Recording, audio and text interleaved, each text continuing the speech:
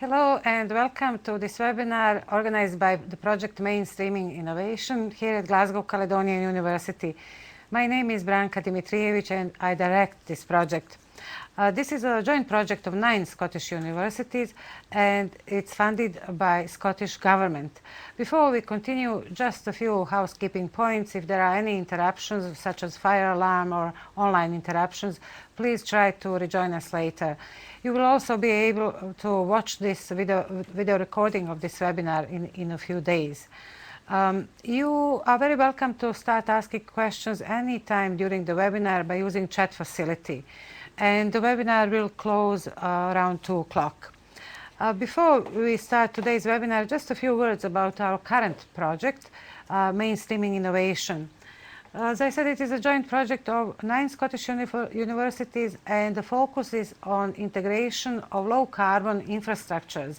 This means really that we are supporting collaboration between these 9 universities and businesses in Scotland to identify and develop innovations that will connect different types of low-carbon infrastructures such as water or waste, low-carbon transport, energy generation from renewables.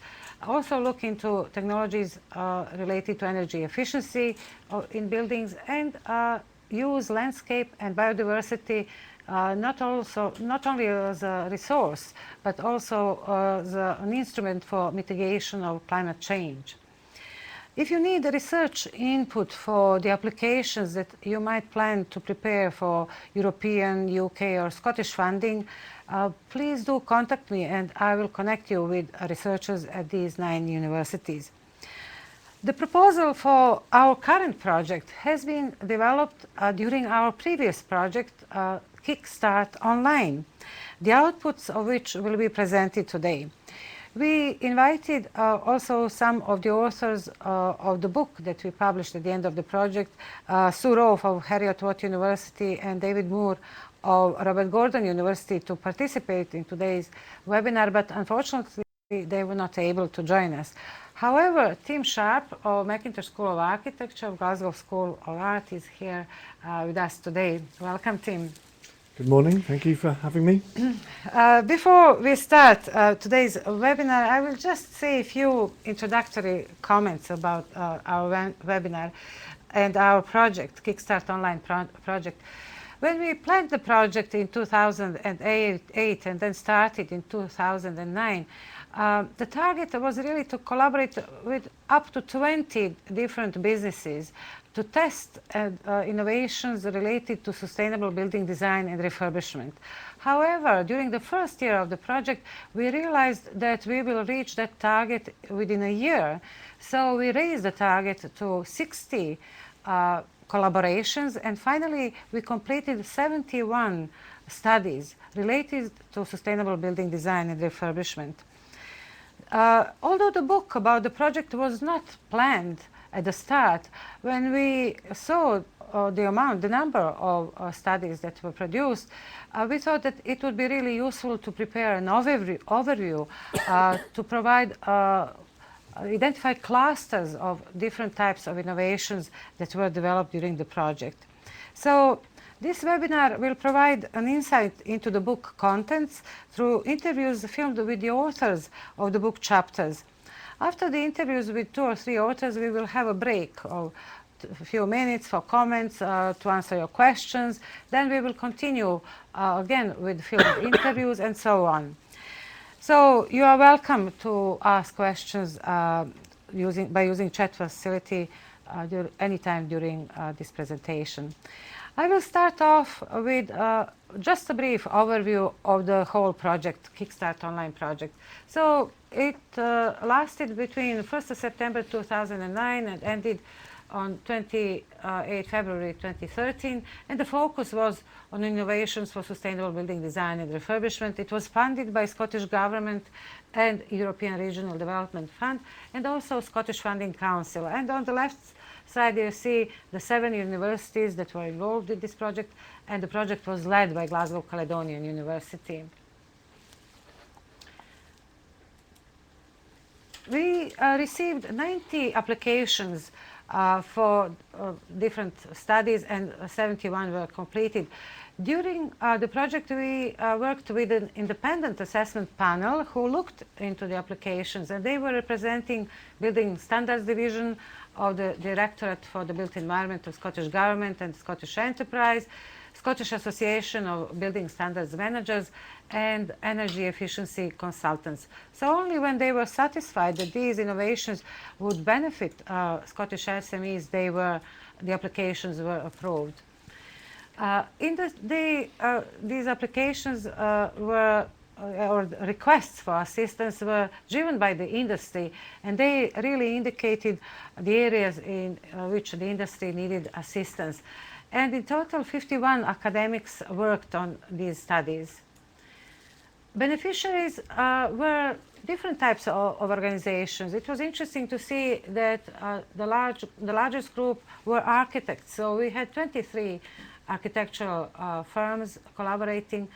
Then housing associations, manufacturers of technologies for renewables, software developers, building contractors, environmental consultants, then waste recycling, and so on. So a wide range of different types of companies which have different interests in development of sustainable building design and refurbishment. By the end, in March this year, I checked the numbers of how many members we had in our project. So as you see, it was over 2,400 members from over 1,600 organizations. But we also had over 200 international members from 53 countries. And the largest group was from USA. The project outputs, the outputs of feasibility studies were delivered through webinars. In total, 40 webinars were delivered, and the membership is free, so anyone can still join the project and watch these webinars free. We also had quarterly online magazine, and we published information about the best practice in sustainable building design and refurbishment, but also research and other news of interest in that area. We organized 2 online conferences. The first one was on sustainable refurbishment, and the second on the resilience of buildings and neighborhoods and cities.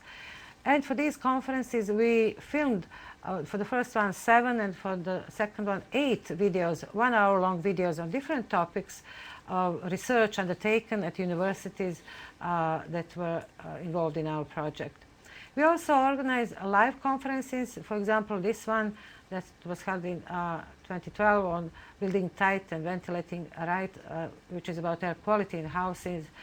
And all live events were very well attended. In total, we had 15 live events. Most of them were filmed, and DVDs of these events are available.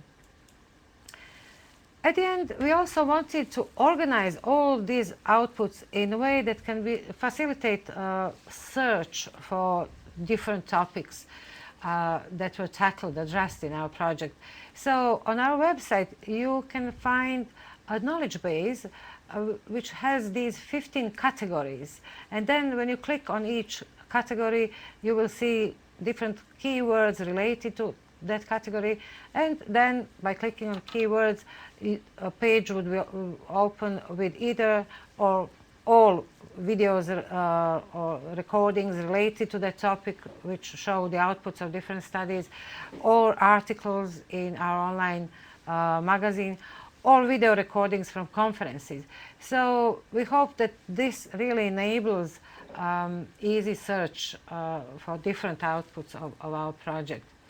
And finally, we decided that it would be very useful to publish a book that would provide an overview of different clusters of innovations that were developed through our project. And the titles of these chapters really reflect the different clusters of innovations that we identified within the project. So the book was published in November 2013, and it is also available as e-book. in each chapter, there are references to all the studies, all the project outputs, and also at the end of the book there is an overview of all the outputs with the links on the website. So the book is really there as an accompaniment of our website, so that if you read the book and you find something of interest, you can immediately go to the website, find the full report, all information in more detail. So that is the brief introduction, and we can now start with film interviews. First of all, first speakers are Richard Lang, who was interviewed in relation to his chapter towards more sustainable built environment, and then we'll listen to Prof and Rohinton Emmanuel providing their comments regarding their chapter on planning for resilience. So let's see the first. Okay, Richard, how do you think Europe interviews. is driving change in relation to sustainable cities?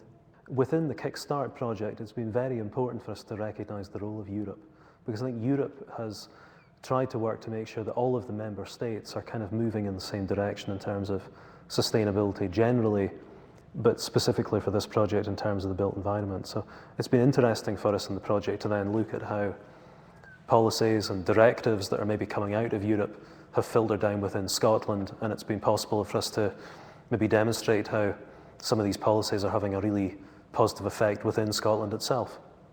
And how do you think Kickstart helped support this?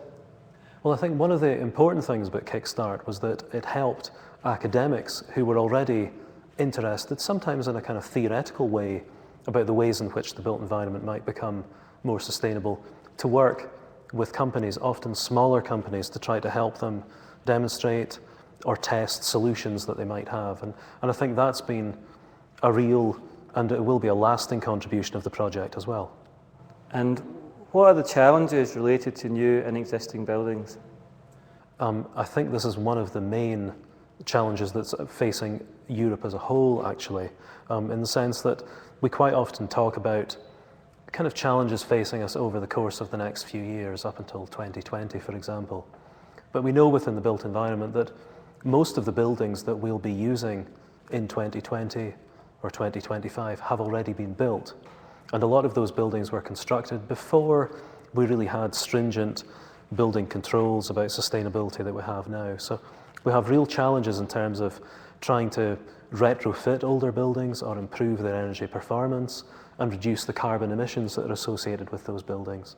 And that's slightly different to, I would say, with newer buildings, where we've got a different challenge, which is trying to make sure that anything we construct now is going to be as close to very low energy or zero energy use building as we can possibly get.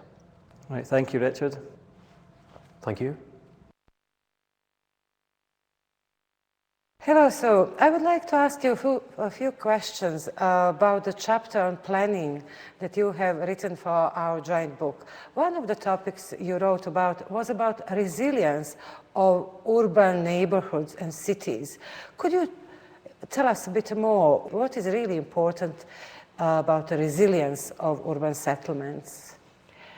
Well, Branka, you know that around the world, increasingly, communities are beginning to get to breaking points. And we've seen that in the Arab Spring, in Istanbul, we've seen it in Sao Paulo, where the actual society, 4 million people got onto the street in a day because they put up one price, and that was the price of the bus ticket. It was a single bus ticket, the bus ticket that took them to work and brought them back.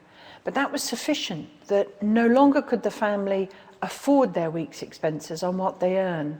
And so they got out on the street, and increasingly, as we see energy prices rising and rising and rising, I think that society is going to get very brittle like that. And so I think planning has a major role and function in how we develop communities that in the future can be increasingly self-sustaining in terms of energy. Planners up to now have thought that their main aim in life is to keep the world as it was 50 years ago. But in fact, what they have to do is re-envision or reimagine a future as it's going to be in 50 years' time, an ideal future, and create energy systems through their planning laws and legislations that will keep people safe in their own homes. Because if a society or a community breaks, then what does it matter whether they've got planning laws or not? In that context also, the context of resilience, how does climate change affect urban environments? For example, flooding. What we can do to strengthen the resilience of urban neighborhoods regarding climate change?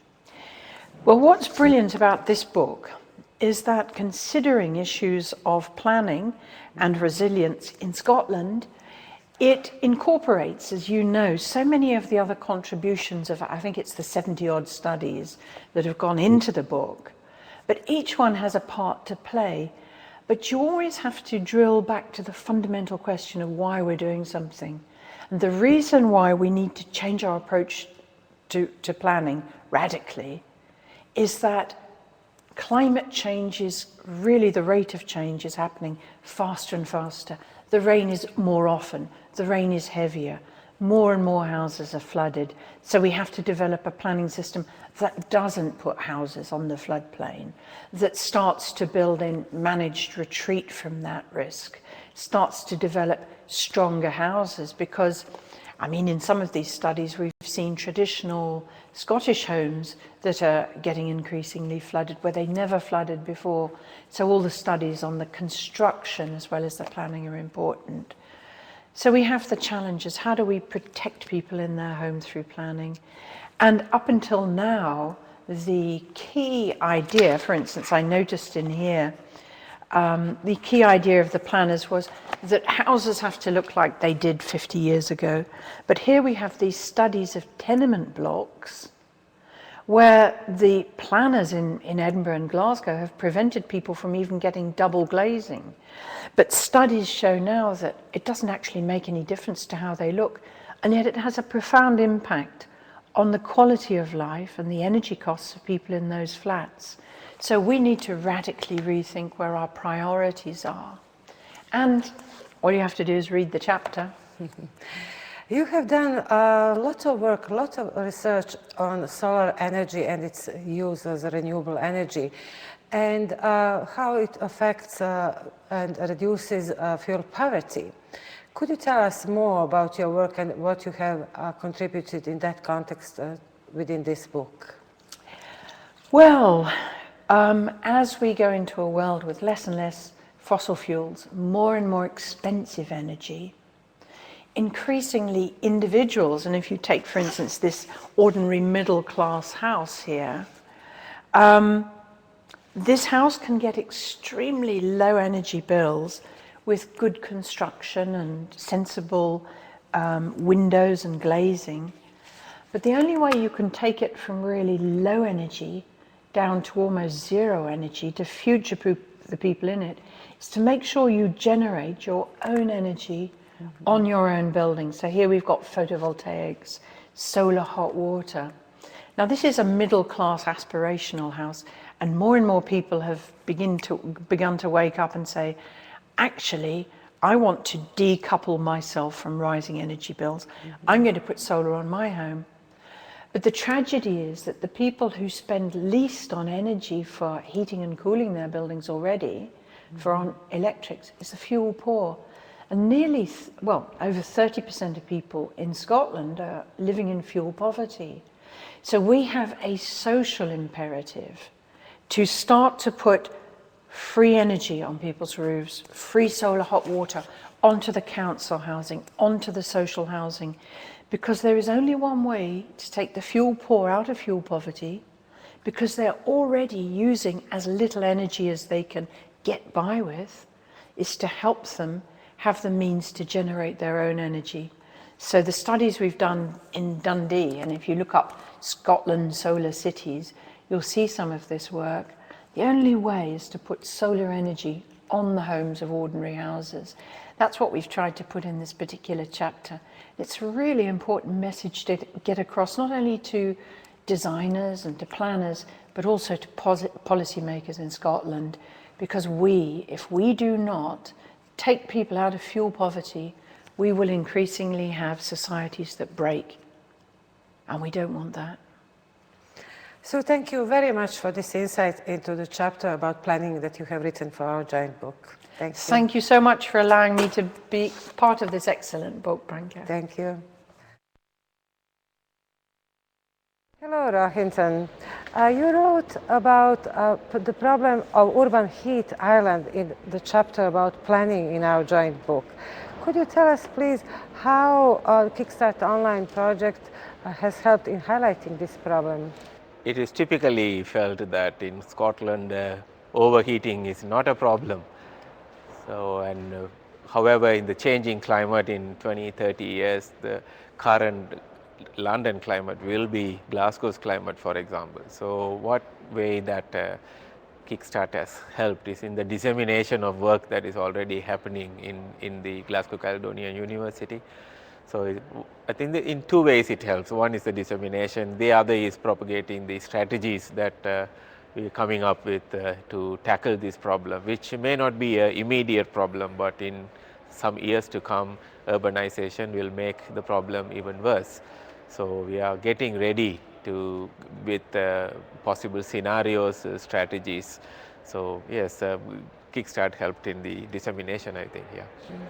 Could you tell us what strategies would work in tackling this climate change in Scotland? There are usually three areas that are suggested to arrange buildings in a conducive way, to change the building materials or green infrastructure. But given our climate, the wet and relatively low sun climate, it is green infrastructure that is usually most profitable. So our work has focused on how we can improve the green infrastructure, by which I mean the greeneries, green trees, green roofs, green grass, everything that the ability to increase the greenery in the streets and urban areas. Have similar attempts been made in other comparable climates? Yes, one of the countries that is well known for these kind of efforts is Germany. They have attempted to put in their planning laws the green area ratio, because not all greenery is equal. Green trees are better than green roofs, for example, or green grass. So they have attempted to weight the green infrastructure, so which is now part of their planning law. So we mentioned that in the book as well, and how it could be adapted to Scottish or west of Scotland climate and urban growth. Yes. Thank you very much, Rohinton, for highlighting these details from the chapter that you wrote. Thank you. Thank you very much. Well, we can now start with some questions and comments. So I would encourage our online viewers to ask questions by using chat facility. But let's start with some comments here, Tim.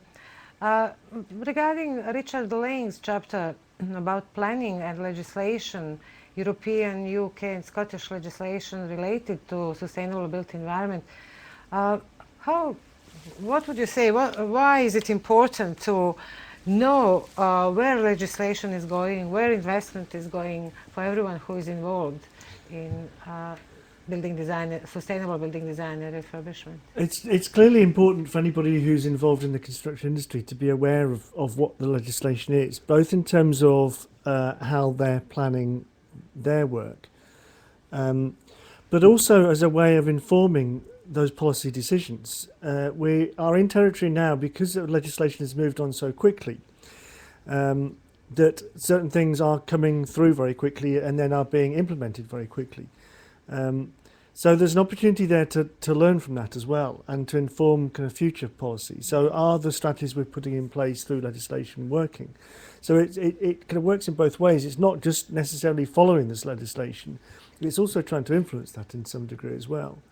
But clearly, knowing what upcoming legislation is going to be is important in terms of future planning, in terms of scoping out new strategies, new materials, new techniques, and trying to get those developed into construction.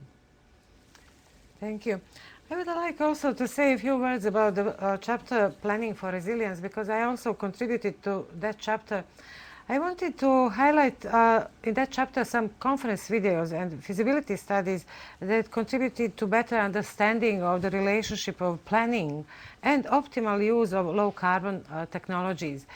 One of these studies was a feasibility study about the development of a hybrid solar thermal mass system for the application in new housing. And this study was undertaken by Glasgow School of Art, Macintosh School of Architecture. The study proposed alterations to an existing master plan to enhance the system's performance, as well as some communal functions. And then key guidelines for the alternative design proposal were drawn after discussions with the representatives of the Housing Association. Another study also included a solar photovoltaic design guide for Scotland. This was produced by Professor Tariq Munir of Edinburgh Napier University. Adequate planning for optimal use of photovoltaics and thermal solar panels can also contribute to better performance of other low-carbon building services that are integrated with them, such as heat pumps, as was demonstrated in another study. So planning that takes into consideration conditions for optimal performance of low-carbon technologies can contribute to the reduction of fuel poverty.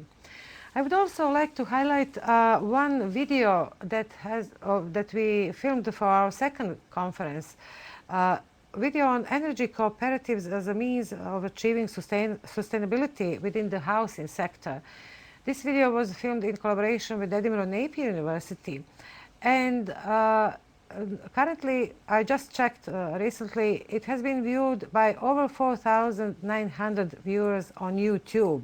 This is also a topic that is very much of interest now regarding community energy generation. So that is a video that is worthwhile checking on YouTube.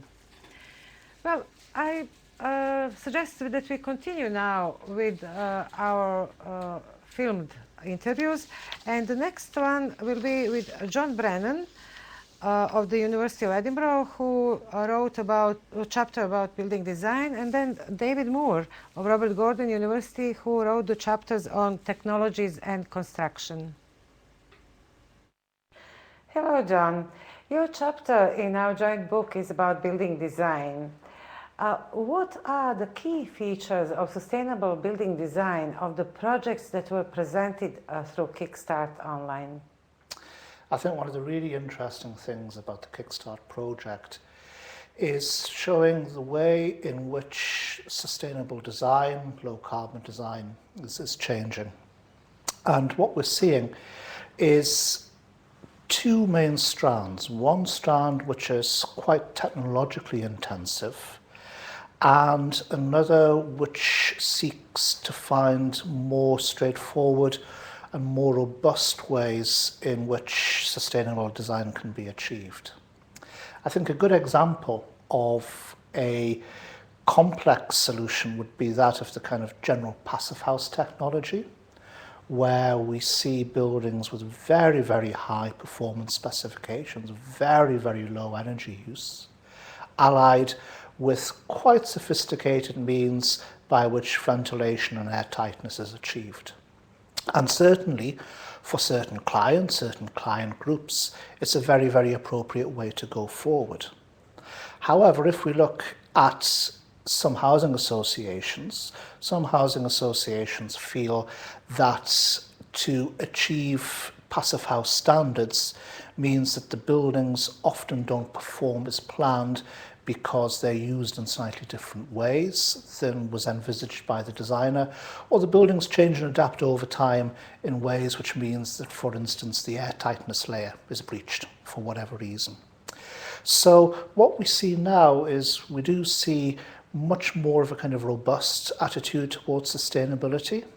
So for instance, if we look at buildings such as a Carrickle Primary School, where you see very, very sophisticated ways in which the building is put together in terms of using low toxicity materials or use of Brecht-Staple. We see very, very low carbon, very, very low impact building materials and building constructions, yet with a servicing strategy which is quite simple and quite straightforward. The interesting thing, I think, which is important to say about these more robust ways in which buildings are now designed, is that to predict their behaviour, sometimes the most sophisticated means is required through, for instance, environmental simulation programs, because, for instance, when one's looking at natural ventilation or the use of sun spaces, trying to predict the way in which that's going to work, as opposed to looking at more straightforward mechanical ventilation systems, means that the way in which you actually go about predicting behaviour is one where the simulation software one uses is quite sophisticated. What would you say, how does a life cycle of buildings and their occupants affect building design? I think if you look in a wider sense, I mean, life cycle costings, life cycle analysis is becoming so important in the built environment. And what we're seeing a lot of, there's a lot of work out there, for instance, in the way in which maintenance is dealt with over the life cycle of a building. And for instance, the specification decisions you make right now have quite profound effects later on down the line. The interesting thing now in a contemporary context is the fact that when one looks at sustainable building and sustainable design, looking at adaptability is really important. This is because whenever you change a building, it has an environmental impact. The less a building has to change over its life, the less environmental impact there is, the more sustainable it becomes. So if one looks at the way in which the building fabric changes, for instance, things like services, furniture, building skins, those change at quite a rate of knots, and therefore it is really, really important that we design those in such a way is so they have as little impact as possible.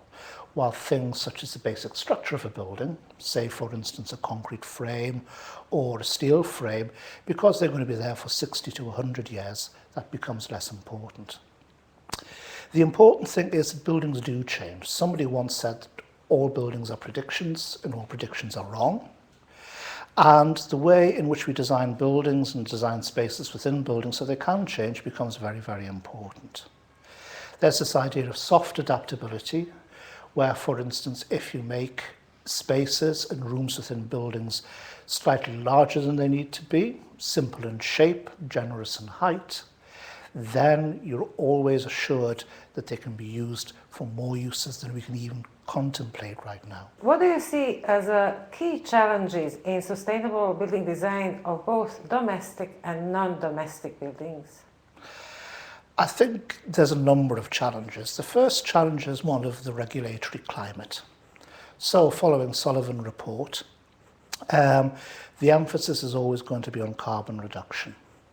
And the difficulty often is that when it comes to regulation, there's a dictum of measure what you can manage and measure what you can measure. So for instance, that predicted carbon outputs, predicted energy outputs will always be ratcheted down. And as a result, we've pretty much, I think, got to the limits where the building fabric alone will provide users and designers with the energy efficiency that regulators now require. So I think that airtightness is going to be incredibly important.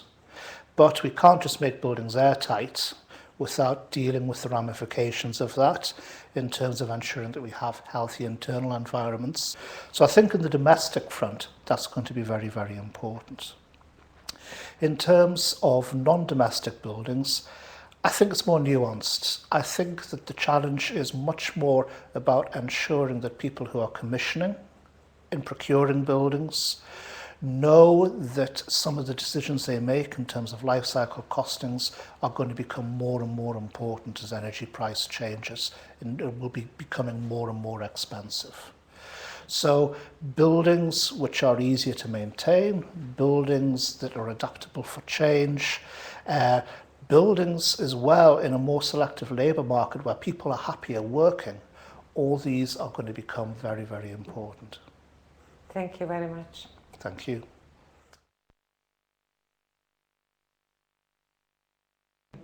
David, I would like to ask you a few questions about the chapters on technology and construction that you have written for our joint publication. Scotland has shown itself to be willing to adopt a relatively demanding approach to arriving at a more sustainable built environment. Within this approach, there has been an emphasis on using both innovative and improved technologies to significantly improve the performance of new and existing buildings. However, such an approach is viewed by some as being of concern. New technologies and construction methods can be seen by some within the industry as uncertainties that they would rather avoid. How do you view the technology and construction chapters as helping to reduce such uncertainties? I think the chapters come together in a way that helps to support good decision making by providing information that essentially construction SMEs can trust. It's been tested, it's the results of research using the real materials and methods, etc. And it's in the one location. So it saves them time in the sense that they don't have to research extensively to try and find information that is useful to them on the day-to-day basis, the kind of activities that they may be presently doing, but also possibly thinking of moving into doing. So with a new area, there's always that aspect of uncertainty, maybe a slight lack of confidence. So the two chapters bring together information that relates to things that people do on a day-to-day basis in terms of their traditional skills. We may be using new materials, but also perhaps moving into new areas. And that's one of those aspects where usually people kind of don't know what they don't know. So trying to find the information can be time consuming, it can be frustrating, you've got to use the right search terms, etc. There can also be an expense to it, in that journals are increasingly seeing a value in material, a financial value, that wasn't there previously. It was regarded generally as being too niche. However, now the area is expanding and more companies are becoming involved in this kind of work. It seemed to be valuable. So by putting this kind of information in a publication such as this one, it makes life easier for the SMEs, gives them some certainties with regard to the outcomes that can be achieved, and it also saves them time in searching for the information. Would it be fair to say that the content of the book is written with a specific type of user in mind? Is it, for example, written for use primarily by architects? Traditionally, targeting as specific users has been seen as quite an efficient way of doing things. It saves on marketing costs and all sorts of issues such as that. And in the construction sense, the traditional role of the architect has meant that they have typically been one of the main targets. However, for this particular publication, I don't think that's the case. I don't feel that it is the case that the target is specifically architects. You to just look at the membership of the organisation behind the book, and you can see that there are a vast range of areas of expertise and skills that people bring to their day-to-day activities. So yes, architects are very interested in this kind of thing, but so are a lot of other expertise areas and skill bases. So we've got quite a wide range of people, and of course we could include also the enthusiastic DIYer, someone who's at home, wants to make some significant improvements in their property, as with recent television programs where householders have been encouraged to make relatively small changes, but they've been given the confidence through the information that those changes can actually work. So we don't have a situation here, I think, where it's just architects that are being targeted. Some of the technologies that are included, and some of the methods of construction that are included, are relevant to anybody who's interested in this kind of area. I mean, one of the pieces of work that are reported on in the chapters relates to bringing together two separate technologies, traditionally used separately, which are heat pumps and solar thermal collectors. Both of them have got their problems, but the theory would be that bringing them together in the right kind of way helps to overcome their individual problems. So it's the kind of thing that the enthusiastic DIY individual may very well be tempted to try at home, and could spend quite a lot of time, quite a lot of money on materials, etc., trying this out, and perhaps not get very good results at the end of that. By doing this work in a controlled manner, we can trust the results that come out of it. And in this case, the example that's been reported on, the results show that it's not such a good idea. The actual performance improvements were quite marginal by bringing these two previously separate technologies together. There were some improvements, but it was perhaps not as cost effective as we'd initially thought. So not just architects, anybody who's interested, who wants to try different ideas of this kind of area, there's a resource here which is useful for them. In terms of sustainability within the built environment, it seems that the most of the discussion relates to either new technologies or ways of improving efficiency of existing technologies. However, is there any evidence of novel ways of building houses, for example, that relate to the construction process as a whole? This is, again, the traditional construction environment as being one of the frustrations that certain parts of the supply chain have experienced, and the end users in some cases have experienced, in that they've maybe wanted to be quite innovative with regard to the materials and technologies that they've used, been able to use, but they've not been able to do it. Again, it's a matter of information, what works, what doesn't work. So within the two chapters that we've got here, we've got evidence about various things which do work, which allow people to be innovative, because traditionally there's a more cautious approach to these things where the temptation has been to build in a fairly traditional manner and then essentially bolt on technologies that have helped the situation, but by being that little bit more radical, but in a way which you can show that you've got evidence to show that it does actually work, then you can trust the results. And again, that should encourage people to become more innovative, to do more radical forms of construction, passive house, etc. All of which are increasing, but perhaps not as quickly as we need them to increase in order to meet certain targets. So wherever we've got some information which will help people make decisions that relate to how they go about doing the building process, that's all very useful. And the construction and technology chapters give examples with regard to that. One example being a piece of work which was carried out by a team from Strathclyde, who looked at a traditional Glasgow tenement building, a flat within that, and did some quite radical work. But the focus of that was not so much how much you would save on your fuel bills, but how much you would save in terms of levels of CO2, which for some people actually is the more important end point. So having, again, reliable figures about how much individual technologies, ways of constructing will save you in terms of CO2, that may actually be more useful to some people than knowing that a particular technology will save you £50 a year or whatever on your electricity bill. So the work by Strathclyde, it looked at a number of different technologies, things from replacing the boiler with a new boiler, through to insulation on the walls and applied in a particular kind of way. What was the CO2 savings from that? What was the cost of each of those? So which of those various approaches that were tried actually give you the best savings in terms of CO2 for the money that you spend?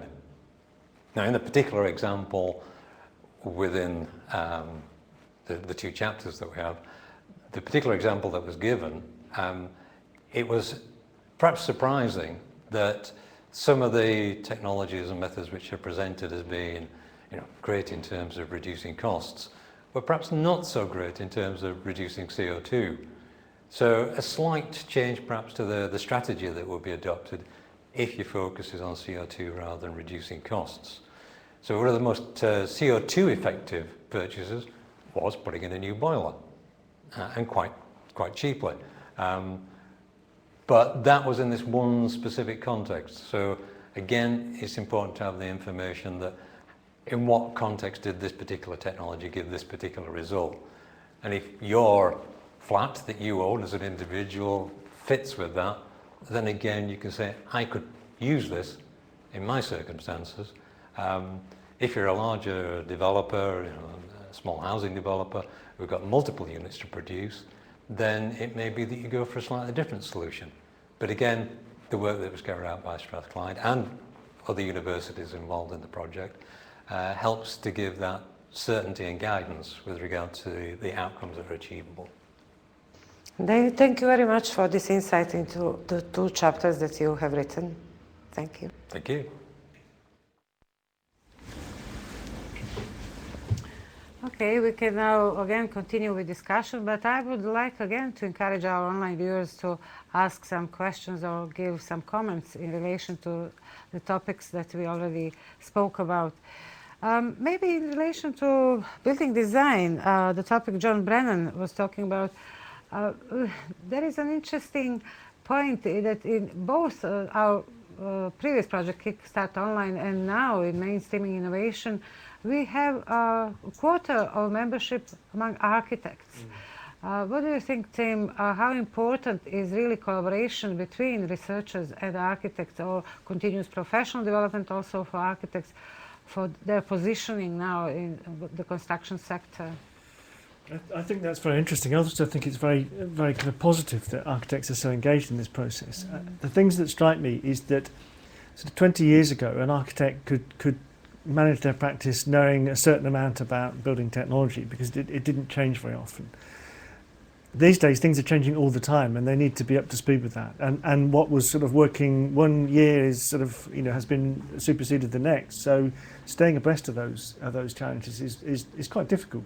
Right, and so I think that's one of the reasons that architects are involved in these sorts of things. They're engaging with researchers to find out what's up and coming, what's going to be the next kind of best thing.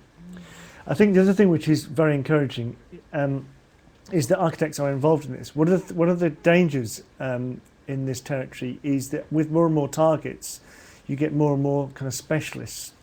And the danger there is that everything becomes incredibly fragmented, and you get one person who's dealing with the heating system, and someone else is dealing with ventilation, and someone else is doing a particular piece of technology. Yeah. The good thing about an architect's role is that they can take the holistic view. They can look at the whole building, how it's supposed to work, how these things can interact. And that's tremendously important. If we don't get that holistic view, then you can have some great technologies, but if they are competing with something else or not working terribly well, then the building as a whole won't perform. Yes. And in relation to technology, how important is it to really have simple solutions for their use in everyday life? Well, the thing about a piece of technology, particularly in buildings and particularly in housing, for example, is that the technology is only as good as the way that people use it. You can have the most super duper efficient heating system. If it's not turned on, it's not working. If people are using it incorrectly.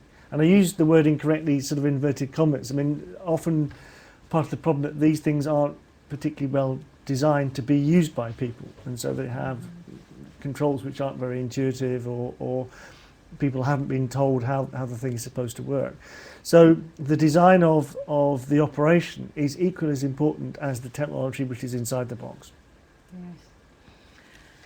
Okay, we don't have any questions, so let's continue then with some filmed interviews on refurbishment.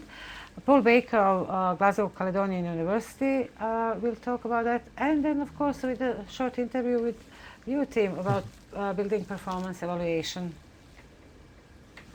Hello, Paul. Hello, Branka. I would like to ask you how CIC Start Online projects have challenged the assumption that traditional buildings in Scotland are hard to treat regarding energy efficiency.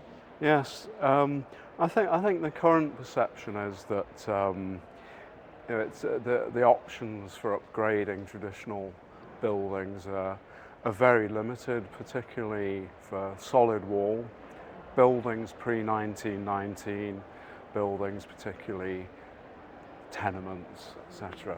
in Scotland.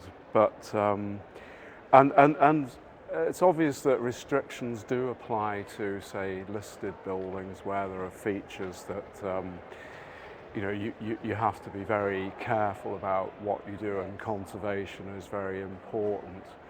But I think that recent work, that particularly for English heritage, historic Scotland, SPAB, has shown that often the actual thermal performance of the fabric of older buildings is certainly not as bad as people assume.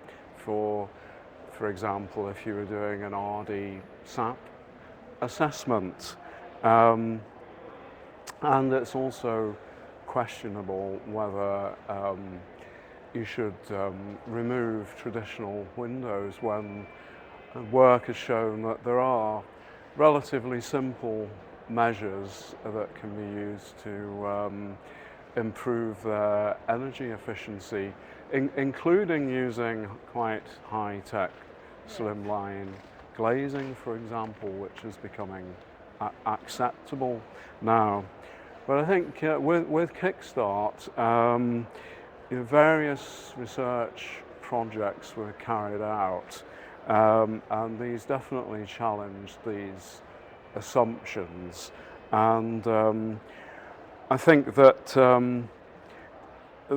they showed that if you took a holistic approach, which balanced conservation needs and energy efficiency, and considered the possible risks of refurbishment and the other impacts of building performance, then you can achieve quite a good solution. What are the requirements for upgrading the housing stock, traditional housing stock in Scotland? Yes, well, I think that Kickstart showed that we're gradually developing a better understanding of what the limitations and requirements are for refurbishment, particularly of solid wall traditional buildings. And I think there's 5 main points. There's achieving appropriate technical solutions, and this could range from appropriate insulation to energy efficient boilers, for example. The second one is that you need to quantify what the energy saving measures and CO reductions actually are. And the third one, probably the most important one in some ways, is cost, obviously. The fourth one is conservation issues. And the fifth one, which I think is very important and can be overlooked, is risk to the fabric. I think Kickstart in various projects showed that you could weigh up all these factors, and particularly with the aid of, say, simulation tools, you could arrive at a kind of good solution. So are there general solutions or guidance that can be applied to the refurbishment of buildings in Scotland? I think that we found there were common themes developing through the research, and particularly in the tenement case studies, where I think there's quite a large percentage of the housing stock certainly in the central belt of Scotland, that are tenements. But all that experience could go into devising a fairly general strategy for upgrading buildings. I think the 3 main points from that were looking at the assessment of the physical condition of the building. And you need to have a good starting point that you need to avoid problems from poor maintenance of the building, like leaking gutters. It's fairly obvious, but I'm not sure that it's always thought of.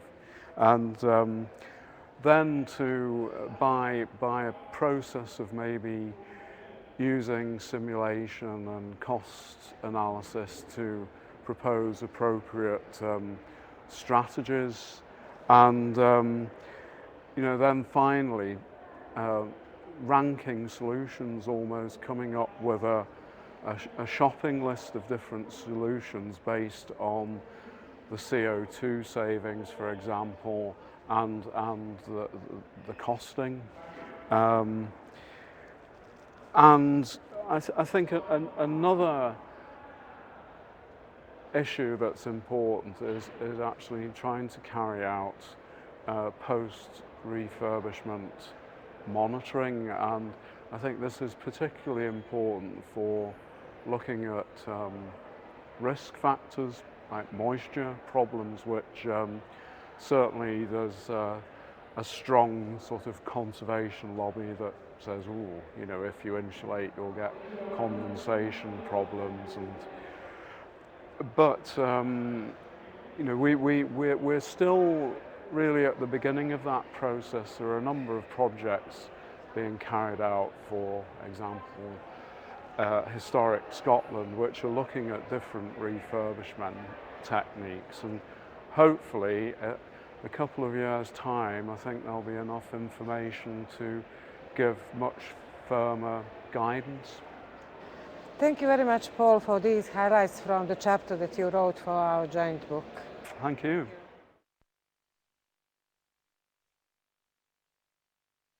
Tim, you wrote about building performance evaluation in our joint book. Tell us why building performance evaluation is important. Building performance evaluation is a really important component in buildings these days. One of the things that we are not very good at is learning from the results of our experiments, and most new buildings these days are experiments. We're trying new materials, new construction techniques, new designs, and it's really important to go back and see if they work. Building performance evaluation is a means of doing that. It's a means of seeing if the thing actually works in practice, what works well, what doesn't work well in that building that you can fix, and then what doesn't work well that you can apply to other buildings. So in future designs you can do things better. How is building performance evaluation undertaken? There's a number of different tools that you can use for BPE. They range from the sort of scientific, the measuring, so measuring energy use, energy consumption, temperature, humidity, those kind of things. But there's lots of physical testing you can do, things like thermography, co-heating tests, air tightness tests, a number of different tools like that.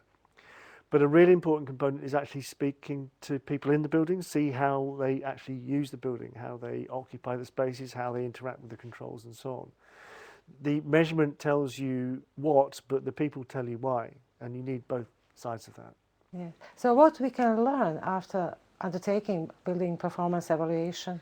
There's lots you can learn. You can learn lots about that building in terms of is it doing what it's supposed to do? Is the design robust? Is it meeting that design performance?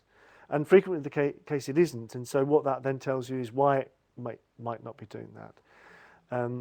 It then enables you to learn how to apply those lessons in future designs, but also in future modelling as well, because we have to adapt these models a little bit to take into account kind of real life factors.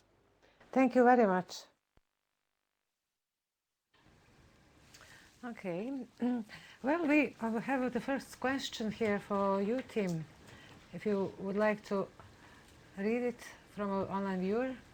Okay, so the question is how to implement a holistic approach to architecture when there is an increasingly prescriptive process to deliver sustainable buildings. Yeah, so it's a really good question. I mean, to which there are a number of components to the reply. I think one of the things which is really important is that architects need to be taking back some control over the design process, which probably means that they need to upskill to a certain degree, particularly in terms of technical issues and performance, so that once you get beyond planning stage, it then isn't all handed over to an MEE engineer or somebody like that, or a subcontractor or manufacturer. Which means architects having an overview of the building process, which may feel like a backward step to some, but it's not. I think it's the opposite, really. It's that architects would have some responsibility for the design right through the design, construction and occupancy process. And I think this is tremendously important in order that the architects can then learn from that. They can learn a lot more about construction. They can learn a lot more about how buildings are actually used, and then they can use that in future design processes. I think the other thing is that in a sense, the cat is a little bit out of the bag in terms of performance gaps, and legislation knows about this now. Building standards know about this. Government agencies know about this, and so the questions now arising are: what are we going to do about it? How do we deal with prescription legislation in order to try and resolve some of these problems? And again, so I think architects have a responsibility and I have to say a big opportunity here. To be the one group of people who take that overview of a building and try and deliver it. We'll see if any more questions will come, and I would encourage online viewers to ask them. But looking back now into a range of innovations that were developed through Kickstart Online, what do you think? Have they reached the market? Are there any barriers in the market for them yet? Still? I think a lot of innovations have reached the market. I mean, it's interesting, a lot of innovations which are reaching UK markets actually have been in other markets for a long time. You think of things like heat pumps, for example, have been around in Europe for donkey's years. Very well tried and tested technologies. You speak to people about heat pumps and people say, well, I'm not sure, I haven't heard about it. Everybody's got a heat pump in their house. Anyone who's got a fridge has got a heat pump. So it's actually a very simple piece of technology. So it's familiarity, I think, with kind of clients, with and end users that becomes the issue. I think there is sometimes a danger of some innovations reaching the market too quickly, before they have been properly tested, before they've been thoroughly evaluated. There was a little bit of this some years ago with small wind, for example, the big kind of market push, and everyone's getting little wind turbines put onto their houses, which wasn't really a particularly kind of good thing to do at that particular point. That's not to say wind and building integrated wind can't be really useful and important things, but where you get into a situation where you're just trying to sell stuff, that's tricky. I think also there are barriers to this, which is that the construction industry in general is quite conservative, doesn't really like innovation, doesn't like research, is quite nervous about the unknown. And likes doing the same thing that it always does, so there is a little bit of inertia in the system. Now, in a sense, that's something that the book has touched on, and the research, certainly the research projects have touched on, which is that one of the reasons for that is that you need to do that research as part of that process in order that you learn from what it is that you're doing. Do you think also that building clients are averse and that they should also be better informed about innovations, because at the end they make decisions and they decide whether it's a worthwhile risk worthwhile taking? Well, yes, interesting. I mean, as soon as you introduce the word risk, anybody who's responsible for the delivery of a construction project will get very nervous, and rightly so. I mean, I think it's interesting. I mean, a lot of the clients that we've had dealings with are people like housing associations who have been very interested and very proactive in trying out new ideas. They recognise that something has to happen, and they are generally kind of quite forward thinking, and therefore prepared to explore these different aspects. So I think it can happen.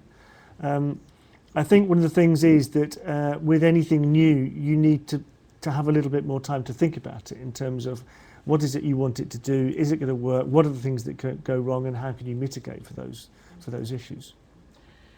What do you think, how important it is really to also collaborate with further education colleges and to influence development of skills required for installation and the maintenance of different new technologies? This is really important.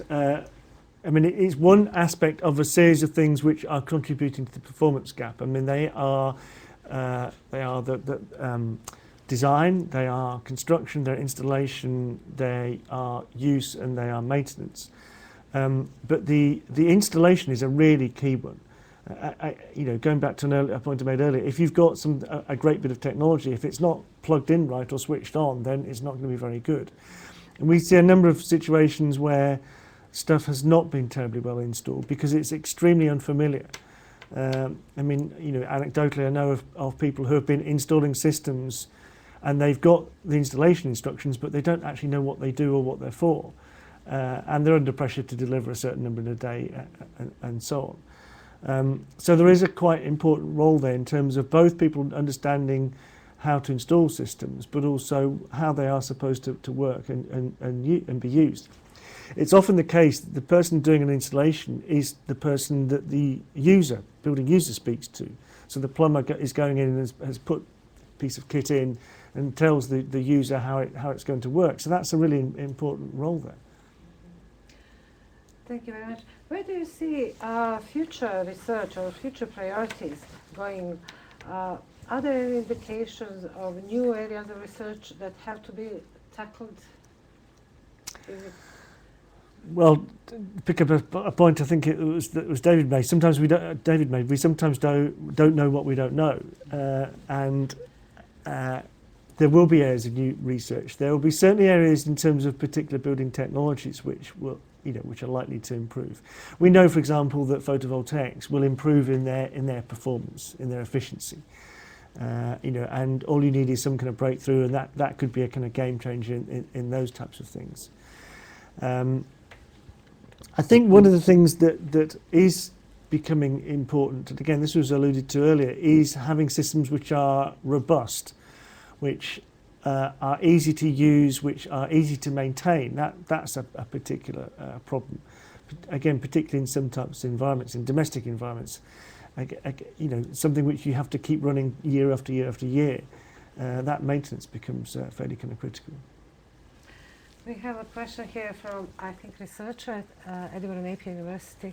How are buildings modeled according to ASHRAE code and keeping in mind thermal comfort, humidity, moisture in the building, and moisture in the building?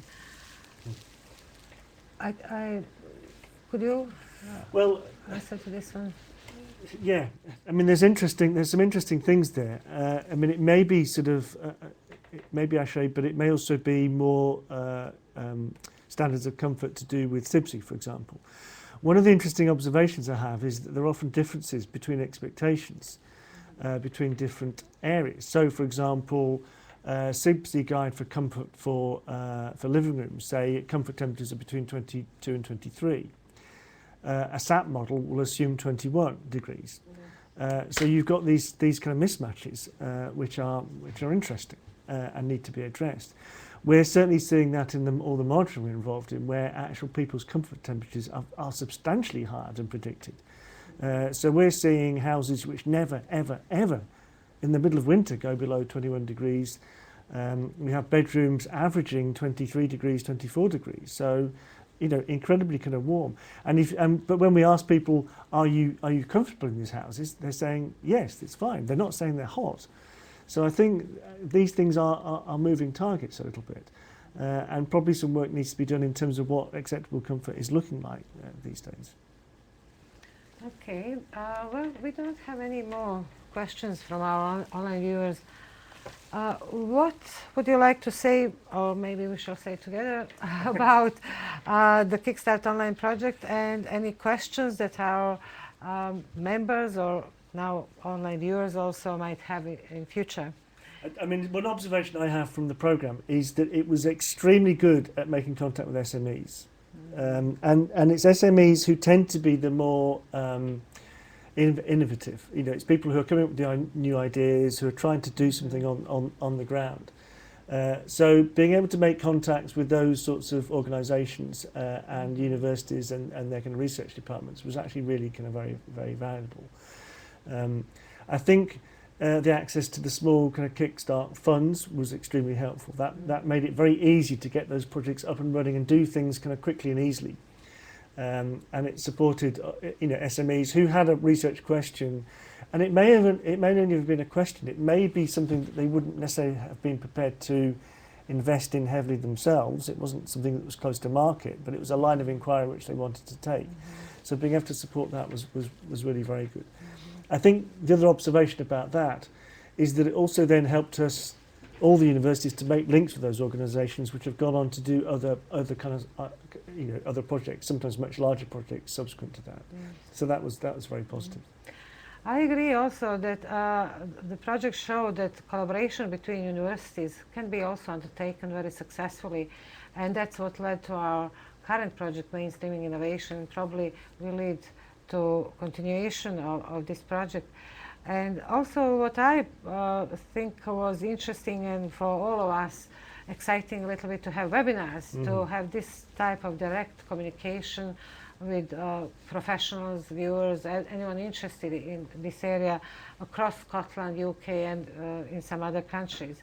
So using this technology was really helpful in establishing the contacts and sharing knowledge.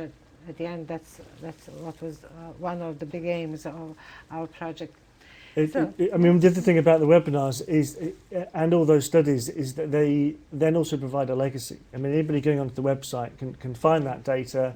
It exists in a very kind of public and accessible way. Yeah. I mean, obviously we have the book as well, but not everybody would necessarily kind of find the book. I mean, the book is very useful for putting something into a kind of particular academic context. But for someone who is just doing a search for something, having that information online and accessible is extremely useful. Yes. Okay, well, we don't have any more questions, so I would like to thank you now, and also to attract the attention of our online viewers to our coming webinars.